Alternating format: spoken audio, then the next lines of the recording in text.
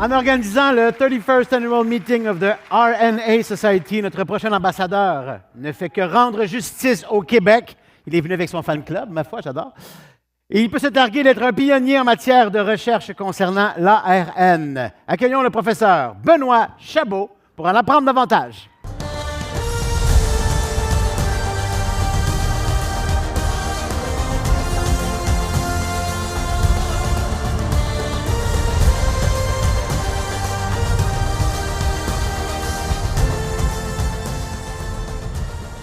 Professeur Chabot, est-ce qu'on est mûr pour un petit ARN 101? Expliquez-nous ce que c'est l'ARN et surtout en quoi c'est important pour nous dans le futur.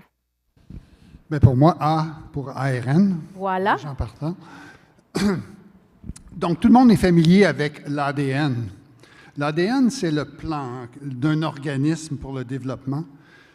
L'ARN, c'est le maître d'œuvre. C'est ce qui va déterminer dans chaque cellule quelle portion du plan d'ADN va être utilisée pour fabriquer la cellule.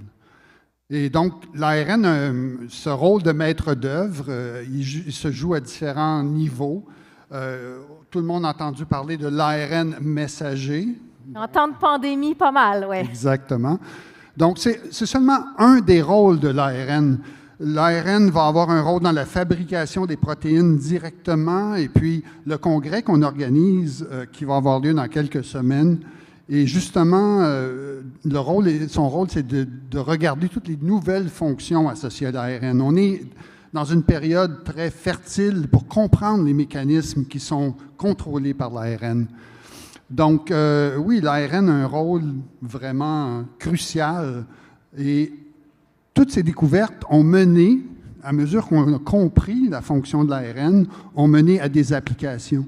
Donc, l'utilisation d'ARN messager pour créer des vaccins a été une démonstration où tout le monde s'aperçoit de son potentiel. Mais maintenant, on l'utilise, cette technologie-là, pour développer l'ARN messager pour combattre le cancer, pour combattre des maladies rares.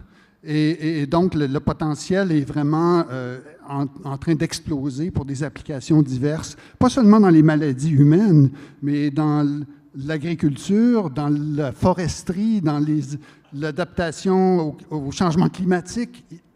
On vit une explosion des applications de l'ARN dans le moment. Donc, prometteur dans toutes sortes de domaines. Et quelle place vous réservez aux étudiants dans l'organisation de votre congrès? Donc, les étudiants dans le congrès qu'on va organiser, ce sont les principaux participants.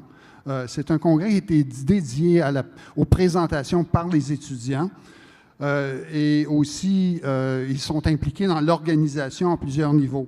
D'ailleurs, j'ai deux étudiants de Sherbrooke ici qui sont ici ce soir, Andrea et Louis-Philippe, bien loquace. Qui montrent bien l'importance qu'on accorde à leur rôle, pas autant dans la production des connaissances, dans l'élaboration des protocoles, la découverte des fonctions de l'ARN, mais je pense que nos étudiants et les étudiants en général reconnaissent l'intérêt de participer à ces congrès pour développer leur réseau, pour développer leur carrière, pour développer les interactions qui vont diriger les prochaines découvertes. Donc, on les encourage à participer, c'est ce que nos étudiants font, et ça va être une des principales activités associées au meeting qu'on va avoir dans quelques jours. Oui, parce que toutes les belles promesses que vous avez évoquées, dans bien des cas, ce sont eux qui vont les voir ce congrès. L'ARN est le maître d'œuvre, mais nos étudiants aussi le sont. Voilà. On applaudit chaleureusement le professeur Benoît Chabot et ses étudiants. Bravo.